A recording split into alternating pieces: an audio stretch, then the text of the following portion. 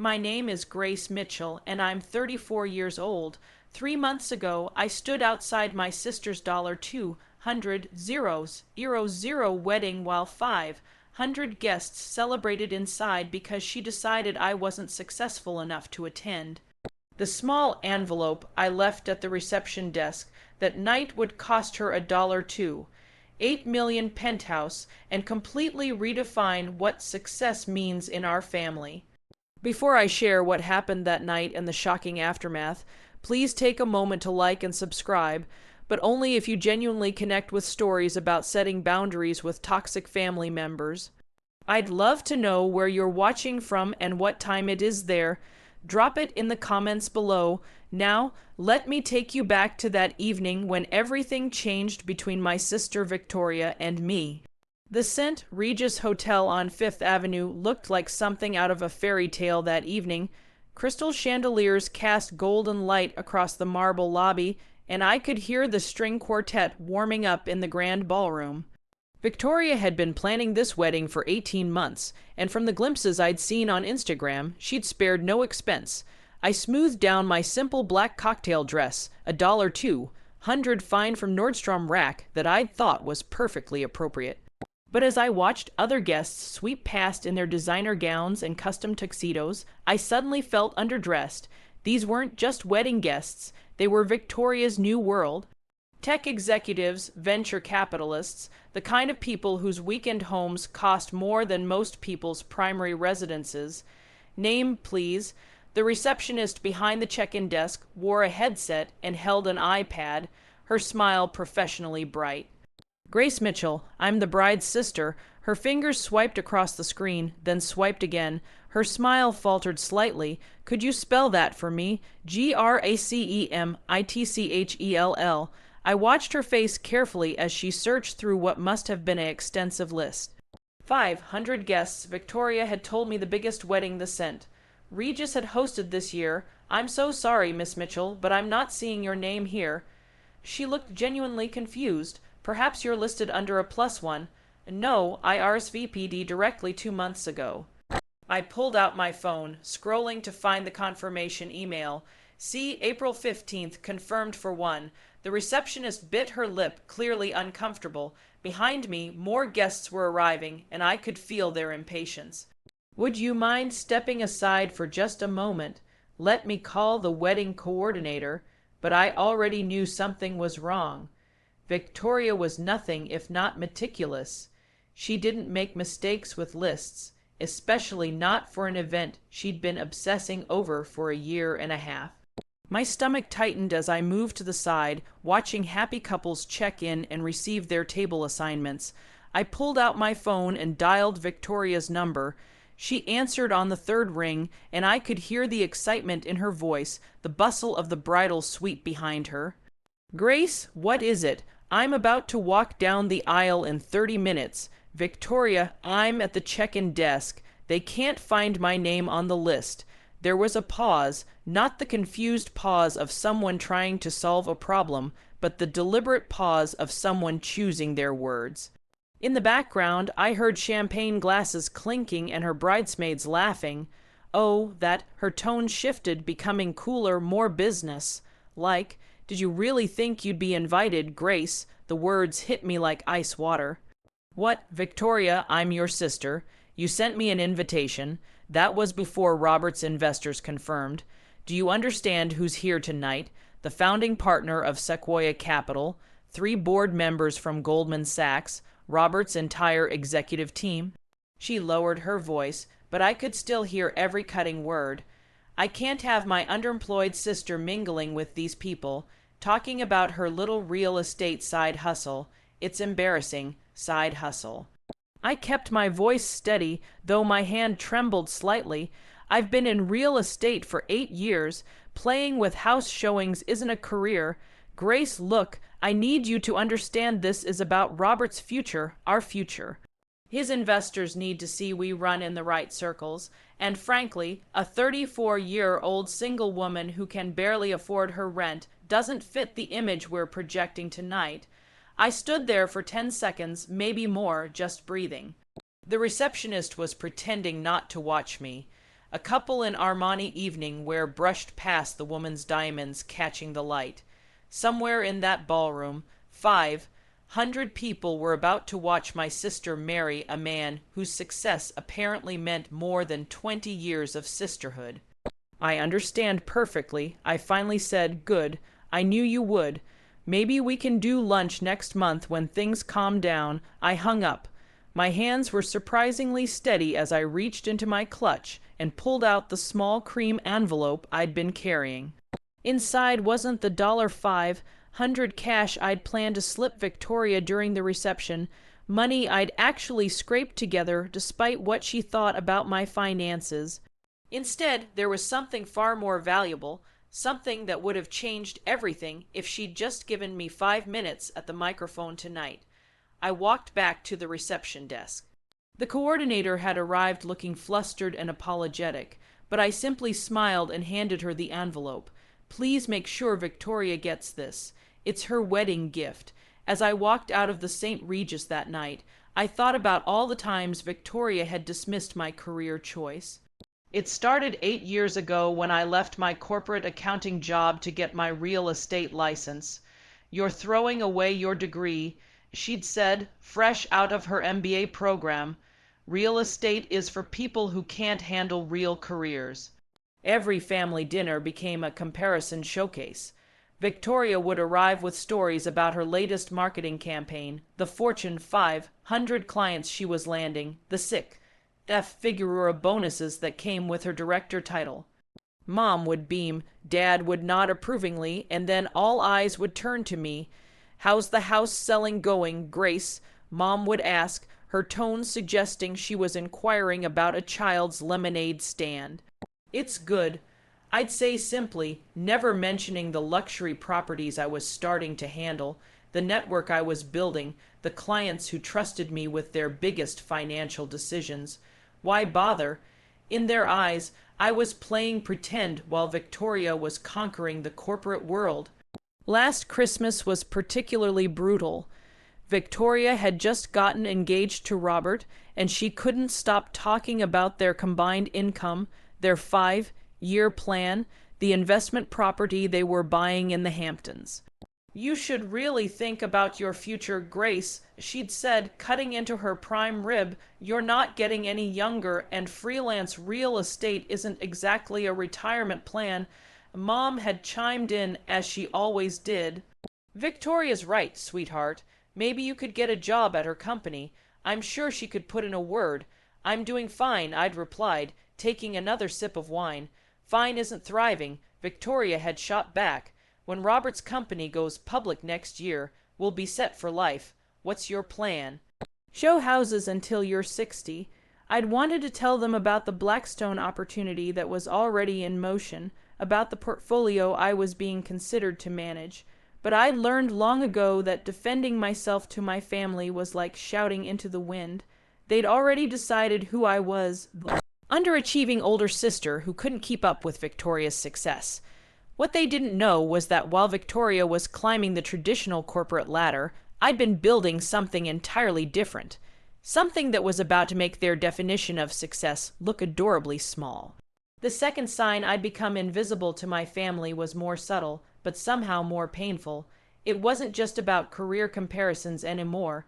It was about being erased from Victoria's life milestones entirely.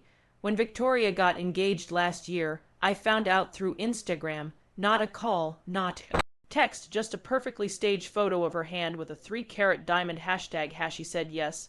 By the time I called to congratulate her, she'd already told 50 other people. "Oh, Grace, sorry it's been so crazy. You know how it is." Except I didn't know how it was. I was 34 and single, something she never let me forget. The family group chat about wedding planning started without me. I discovered it existed only when Mom accidentally texted me a screenshot meant for someone else. There was Victoria, Mom, our aunts, our female cousins, everyone except me. When I asked Mom about it, she fumbled with an explanation. "Oh, honey, we didn't want to make you feel bad, you know, since you're not well, since you don't have experience with these things. These things like I couldn't possibly understand flower arrangements or venue selection without a ring on my finger." Then came the bridesmaid selection. Victoria chose her 3 college roommates, Robert's sister, and 2 cousins I barely knew she still talked to. When our aunt asked why I wasn't in the wedding party, Victoria had laughed it off. Grace isn't really the bridesmaid type. She's more comfortable behind the scenes. Behind the scenes, invisible, the single sister who didn't photograph well with the other couples in the wedding party, but the final erasure, the one that should have prepared me for tonight, happened just last month. Victoria had posted a long emotional tribute to all the important women in her life who had supported her journey to the altar. She mentioned her mentor, her yoga instructor, even her hairdresser. My name was nowhere in those 5 paragraphs. I'd become the ghost at every family gathering, the placeholder at holiday dinners, the sister who existed only when they needed someone to feel superior to, and for too long I'd let them. I'd smiled through the dismissals, stayed quiet through the comparisons, accepted my role as the family's cautionary tale of what happens when you don't follow the traditional path.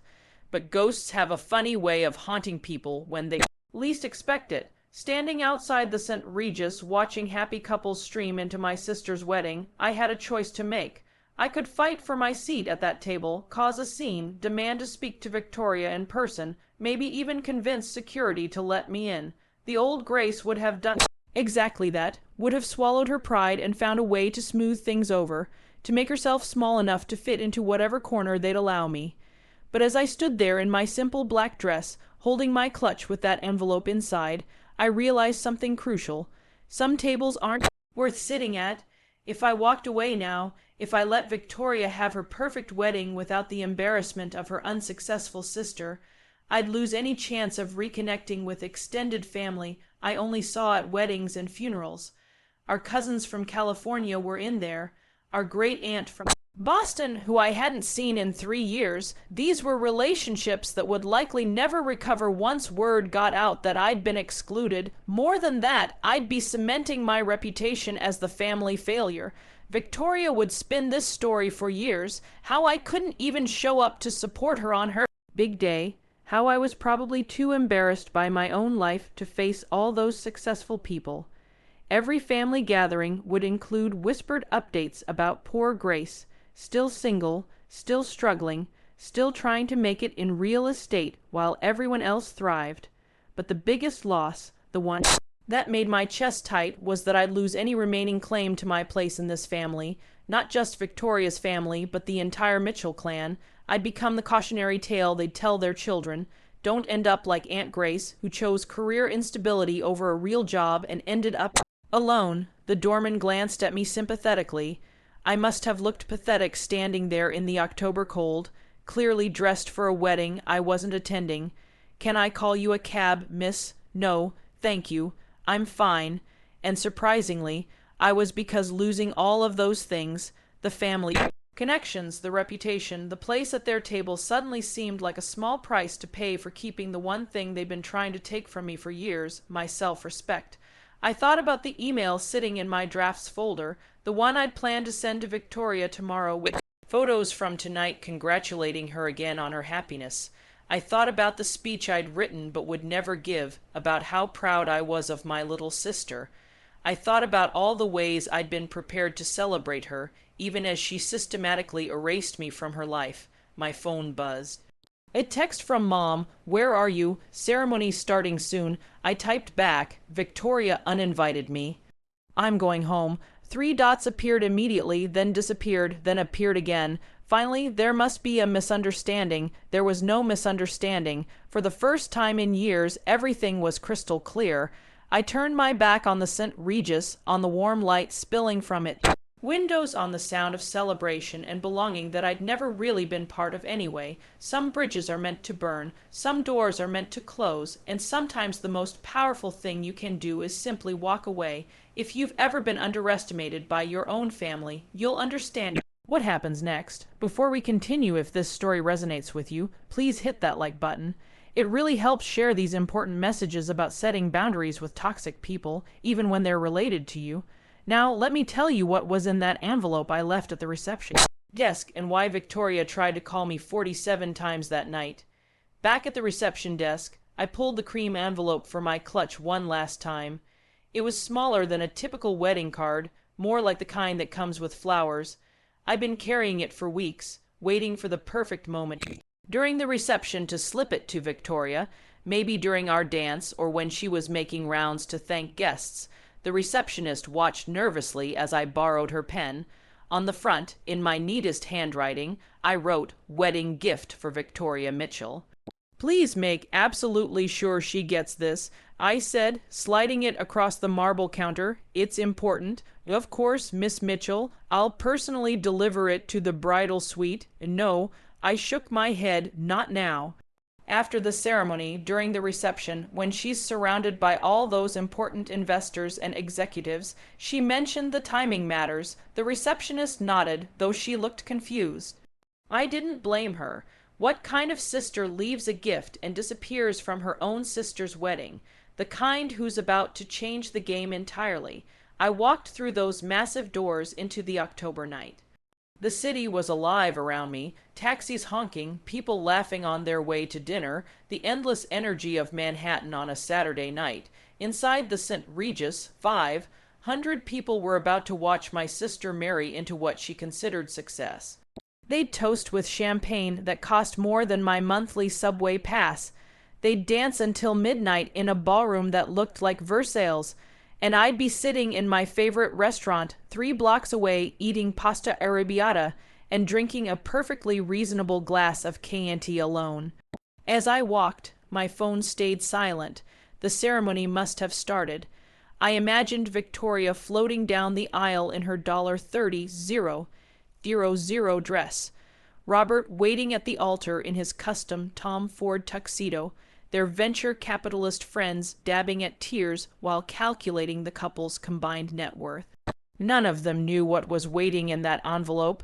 None of them could imagine that the absent sister, the family disappointment, the one whose name had been literally erased from the guest list, had left behind something that would redefine every assumption they'd made about success and failure. 30 minutes. That's how long I estimated it would take for Victoria to open my gift once the reception started. 30 minutes before my phone would explode with calls I'd never answer. I turned my phone to silent and kept walking. I was halfway through my pasta when it started. My phone, face down on the table, began to glow like a strobe light. The vibrations were so intense that it actually moved across the table. I flipped it over. The screen was chaos, 47 missed calls from Victoria, 23 text messages, each more frantic than the last. "Grace, what is this? Is this real? Call me now. Please, this can't be real. Where are you, Grace? Please, I'm sorry. Okay, just call me. 15 messages from Mom. What did you do? Victoria is having a breakdown. This is her wedding day. How could you do this to your sister? Answer your phone. 8 calls from Robert." I'd never even had his number saved, but there it was, lighting up my screen again and again. 3 calls from numbers I didn't recognize, probably Victoria borrowing other people's phones when I didn't answer hers. The restaurant was small and intimate, the kind of place where everyone can hear your phone buzzing. Other diners were starting to stare. The waiter approached concerned. "Is everything all right, miss?" "Perfect," I said, and I meant it. I held down the power button until the screen went black. Could I get another glass of wine? For the first time in years, maybe the first time in my adult life, I felt completely in control. Not because I'd hurt Victoria, that wasn't the point and never had been, but because I'd finally stopped accepting the role they'd assigned me. I'd stopped being the family's designated failure, the cautionary tale, the one they could always point to and say, "At least we're not, Grace." My phone might have been off, but I could imagine the scene at the St. Regis perfectly. Victoria in her designer dress, surrounded by all those important people she'd wanted to impress, holding my business card with shaking hands. The whispers starting to spread through the ballroom, the questions she couldn't answer, the assumptions crumbling, the image she'd carefully crafted beginning to crack, and the best part, she'd done it to herself. She'd opened that envelope in front of everyone, probably expecting cash or a check, something she could wave off with false modesty. Instead, She'd found something that made her call me 47 times in the span of 20 minutes. My pasta was getting cold, but I didn't care. For once, I was exactly where I wanted to be. The truth was, I'd been keeping secrets for months.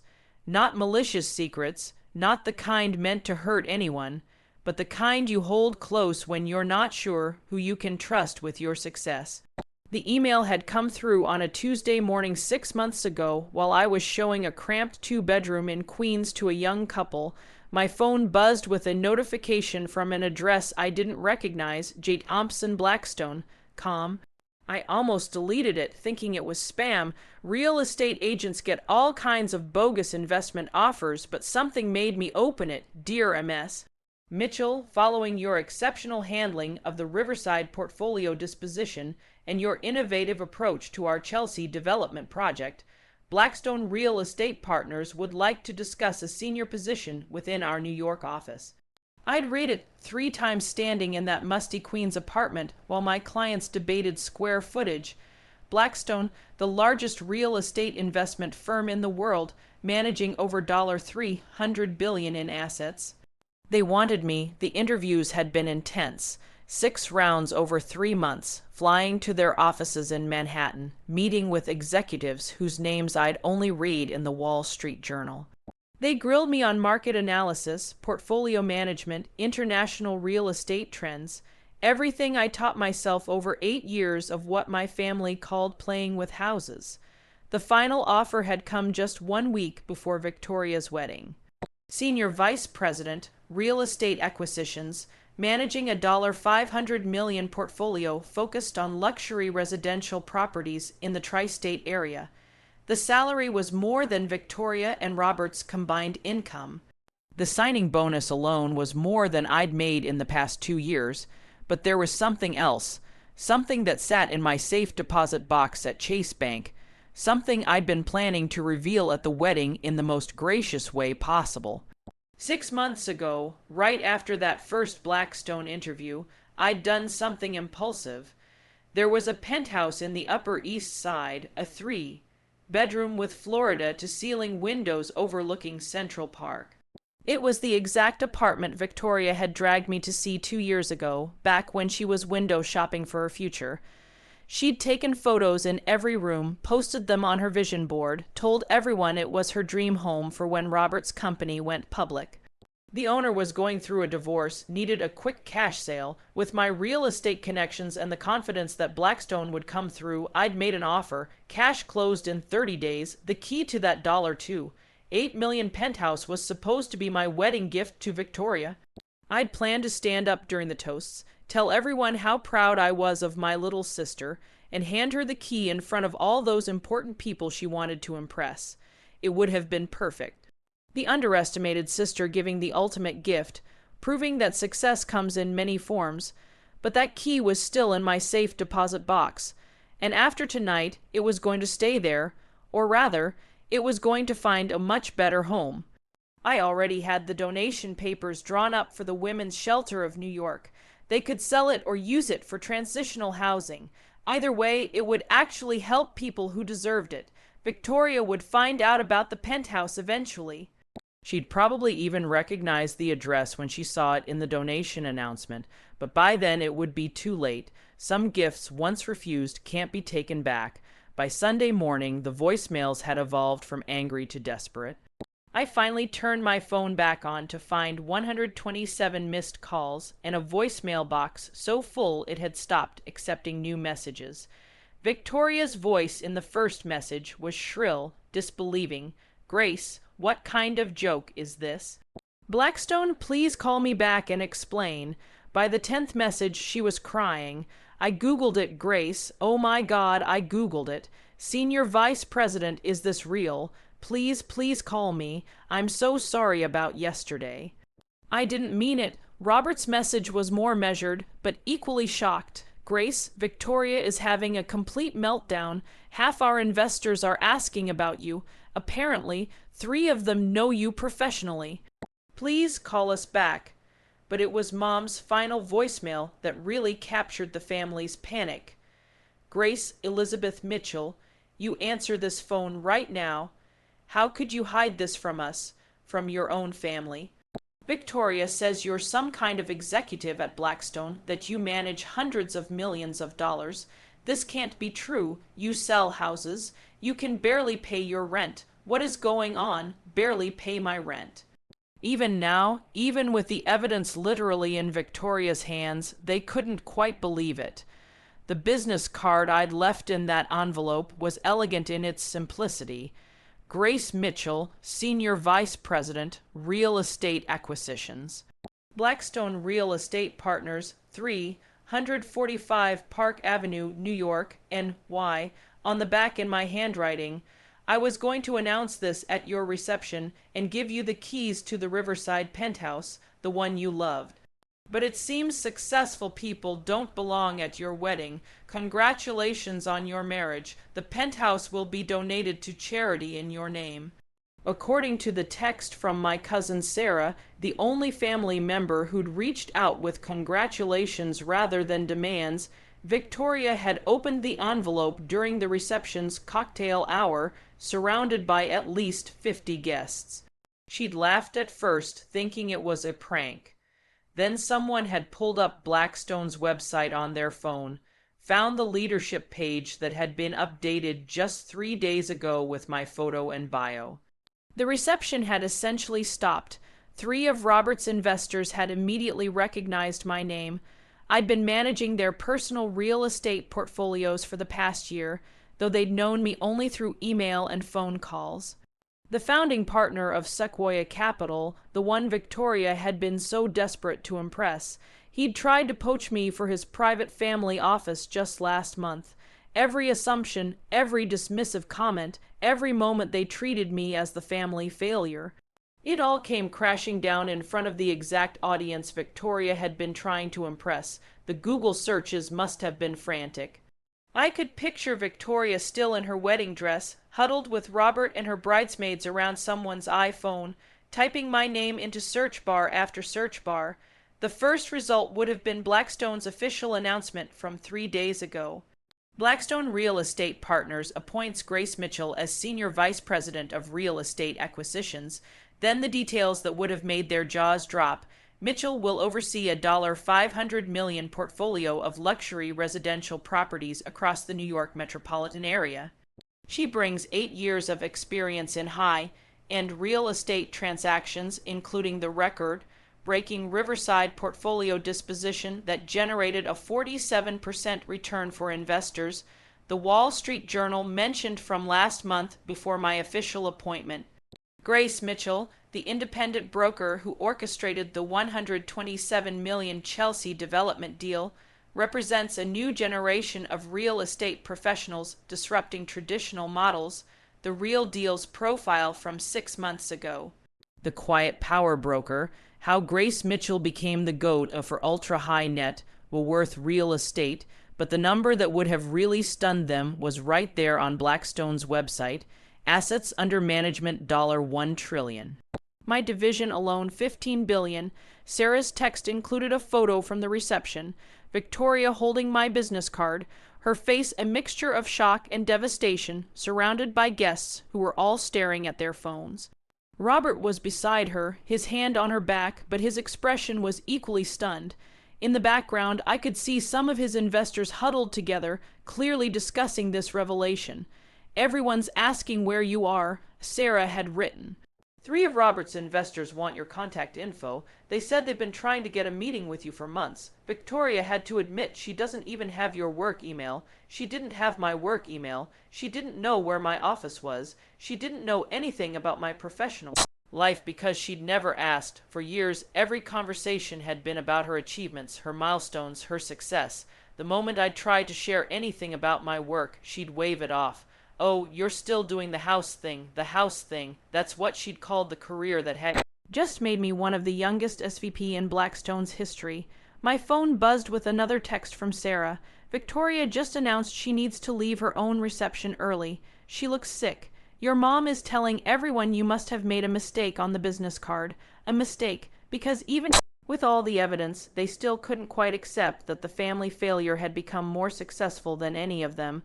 Victoria spent her entire wedding reception trying to reach me instead of enjoying her big day, but the real shock came 3 days later when she discovered what I'd done with her dream penthouse. If you're finding value in this story about setting boundaries with toxic family members, please subscribe and hit the bell icon so you don't miss similar stories. Also, I'd love to hear from you. Have you ever had to cut off a family member who didn't value you? Share your experience in the comments below. Now, let me tell you about the emergency family meeting that changed everything. 3 days after the wedding, my phone rang with a call from Dad. Not Victoria, not Mom, but Dad, who usually stayed out of family drama. "Grace, we need you at the house. Family meeting tonight at 7.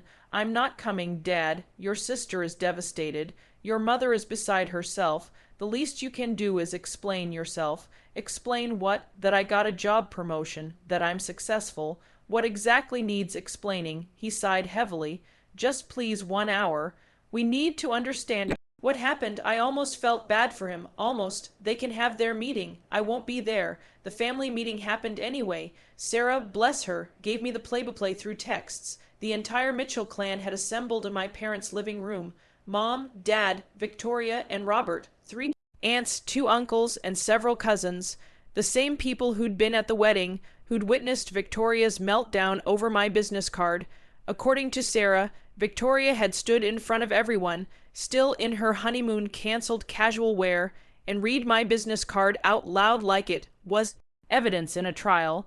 Grace Mitchell, Senior Vice President, Real Estate Acquisitions, Blackstone Real Estate Partners. Her voice had cracked on the word senior. Then came the questions from the relatives. How long has she been working there? Why didn't anyone know? Is this why she wasn't at the wedding? Wait, Victoria, you uninvited your own sister. That last question had come from Aunt Patricia, Mom's sister, who'd driven down from Boston specifically for the wedding. The room had gone silent. Victoria had tried to explain, justify, minimize. She wasn't uninvited exactly. There was a mix-up with the list, and honestly, I thought she'd be uncomfortable around Robert's business associates. I was trying to protect her. Uncle James had laughed. Actually laughed. Your sister is an SVP at Blackstone, and you were trying to protect her from some startup investors. The truth had started to unravel then, how Victoria had deliberately removed my name, how she'd called me an embarrassment, how she'd said I didn't belong with successful people. Robert had tried to salvage the situation. We didn't know about her position. If we had known, you would have invited her. Aunt Patricia had interrupted. You only want Grace around if she's successful enough. What kind of family operates like that? Mom had attempted damage control. Grace should have told us about her job. We're her family. Why would she hide this? Sarah had spoken up then. Maybe because you've spent 8 years telling her she was a failure. Just a thought. The meeting had devolved from there, relatives taking sides, Victoria crying, Robert making excuses, Mom insisting this was all a misunderstanding, and everyone asking the same question. Where was Grace? I was at my apartment reviewing contracts for a new acquisition, living my life exactly as I had been for months, successfully, quietly, and without their approval. The penthouse revelation came the next morning when Victoria did what she should have done months ago. She actually paid attention to my life. Sarah told me Victoria had spent hours going through my social media looking for clues she'd missed. She found the photo I'd posted 6 months ago, standing in front of a building on the Upper East Side with the caption, "Big moves coming." Victoria had liked it at the time without even reading it, probably scrolling through while half paying attention, but now she recognized the building. It was the same one where she dragged me 2 years ago to look at her dream home, a 3-bedroom penthouse with Central Park views that she'd talked about incessantly. She'd even made it the wallpaper on her laptop. That's the Riverside building, she'd apparently whispered to Robert. That's my penthouse, my penthouse. She still called it hers even though she'd never made an offer, never had the money, never did anything but dream and post photos. But in her mind, she'd claimed it. The real estate records were public. It took Robert less than 5 minutes to pull up the sale from 6 months ago. Unit 47B sold for $2. $8 million cash purchase buyer Grace Mitchell. Victoria's call came immediately. For once I answered, "You bought it." Her voice was barely a whisper. You actually bought my dream apartment. I bought apartment, I corrected. It became yours only in your imagination, but you knew I wanted it. You knew it was my dream home and I was going to give it to you. The keys were going to be my wedding gift. I had a whole speech planned about how proud I was of my little sister, how she deserved her dream home. I was going to hand you the keys in front of all those important investors you mentioned. The silence stretched so long I thought she'd hung up. You were going to give me $3 million apartment, 2, 8, and yes, but then you decided I wasn't successful enough to attend your wedding, so I decided you weren't grateful enough to receive my gift. Grace, please, I'm sorry, I was wrong. I was so wrong. Can we talk about this? Can we fix this? Some things can't be fixed. Victoria, you didn't just uninvite me from your wedding. You erased me from your life because you thought I was beneath you, and you did it publicly, cry on what should have been a day of celebration. I'll do anything, please. Robert and we've been saving for years for a place like that. It would change our lives. I thought about all the times my success could have changed my life in their eyes. If they'd only bothered to look. It's already changing lives, I said, just not yours. The donation paperwork had been signed that very morning. I'd met with the director of the Women's Shelter of New York at 9:00 a.m. sharp in the conference room of my attorney's office in Midtown. Miss Mitchell, I need to make sure you understand. The director, Maria Santos, had said, her eyes wide, this is $8 million property. You're certain you want to donate it entirely, completely certain. I want it to house women who are starting over, who have been told they're not enough, who need a chance to prove everyone wrong. The tax benefits were substantial, $8 million charitable deduction that my accountant was thrilled about. But more importantly, the penthouse would be sold and the proceeds would fund the shelter's operations for the next 5 years. Or if they chose, they could convert it into transitional housing for 12 women at a time. I'd had my attorney send a copy of the donation receipt to Victoria's email that afternoon. The subject line was simple: your wedding gift has found a better home. The attachment showed everything: the deed transfer, the donation valuation, the tax documents, and a letter from the shelter thanking me for the most generous single donation in our organization's history. Victoria called 17 times in the next hour. Robert called 10. Mom called 23. I answered none of them. Instead, I was sitting in my new office at Blackstone Corner Unit, 42nd floor overlooking Park Avenue. My assistant James knocked and entered with my afternoon coffee. Miss Mitchell, you have 3 messages from a Robert Chen insisting it's urgent, and someone named Victoria has called reception 4 times trying to get past security. Thank you, James. Please add them to the no-call list. He nodded without question. That's what I loved about Blackstone. Professional boundaries were sacred here. My phone buzzed with a text from Sarah. Victoria just told everyone you gave away her apartment to charity. Uncle James said it wasn't her apartment if she didn't own it. She ran out crying. I set my phone aside and turned back to my computer.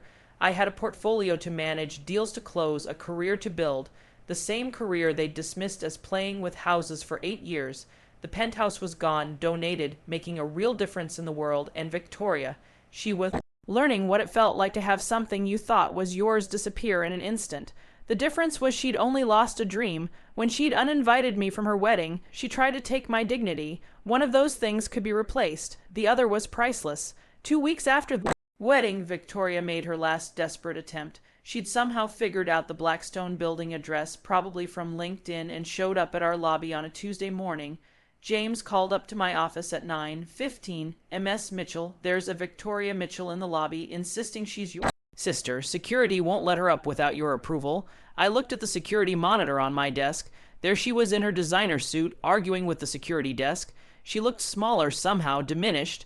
The confident marketing director who dismissed me at her wedding had been replaced by someone who finally understood what she'd thrown away. She doesn't have an appointment. I told James our policy is clear. Of course, Miss Mitchell. I'll inform security. I watched on the monitor as security explained she couldn't access the elevator without clearance. Victoria pulled out her phone and mine immediately rang. I let it go to voicemail. Her message was desperate. I'm in your lobby, Grace. Please, 5 minutes. That's all I'm asking. I know I hurt you. I know I was wrong, but we're sisters. That has to mean something.